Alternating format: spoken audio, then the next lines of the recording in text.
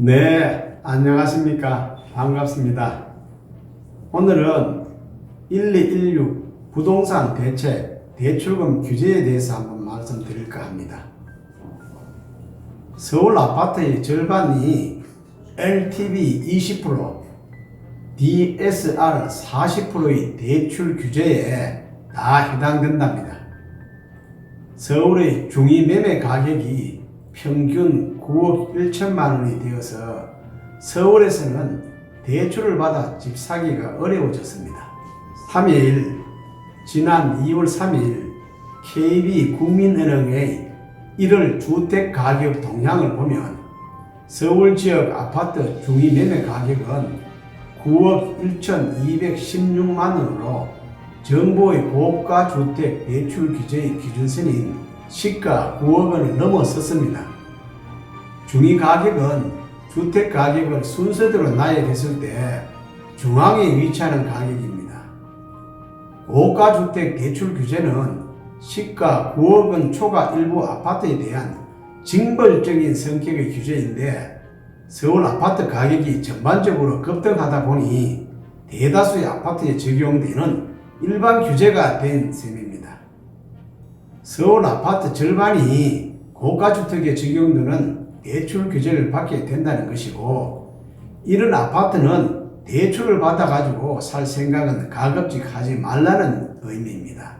시가 9억 원 초과 주택이 적용받는 첫 번째 대출 규제는 주택담보대출 비율입니다. LTV입니다. 9억 원 이하분까지는 LTV를 40% 적용하지만 9억 원 초과분에 대해서는 LTV를 20%까지만 설정해 줍니다. 이는 40%에서 20%를 줄이는 조치만으로도 대출 한도를 1억 2천 이상 줄이는 효과를 내기도 합니다. 시가 15억 원 초과 아파트에 대해서는 주택 구입용 담보대출이 아예 금지된 상태입니다. 외견상으로는 LTV 규제가 큰 영향을 미치는 듯 하지만 실질적인 대출 한도 감소 효과를 보면 총부채 원리금 상환 비율인 DSR 규제가 만만치가 않습니다. 1216 대책은 시가 9억 원 초과 주택에 대한 담보대출의 경우 DSR 규제를 예외 없이 적용하도록 했습니다. 은행권은 40%이며 비은행권은 60%입니다. 9억 원 초과분에 대한 LTV를 20% 적용한 대출 한도는 4억 8천만 원인데 여기에 DSR 40%까지 적용하면 대출 한도는 3억 2천만 원이 됩니다. LTV에 DSR 규제까지 적용하면 대출 한도가 아파트 가격의 5분의 1 수준으로 떨어집니다. 시가 9억 원을 기점으로 주택 대출의 실수요 요건도 강화됩니다. 9억 원 초과 주택을 구입한 무주택 세대에는 1년 내 재연입한다는 조건이 붙어 있습니다. 시가 9억 원 초과 주택을 보유한 사람이라면 전세 대출을 쓸 수가 없습니다. 지난달 1월 20일을 기해 시가 9억 원 초과 고가주택 보유자는 어디서도 신규 전세 보증을 받을 수가 없게 되었습니다. 전세 보증이 되어야 전세 대출을 취급하는 금융간행상 전세 보증을 받지 못한다 하면 전세 대출을 받지 못한다는 의미입니다.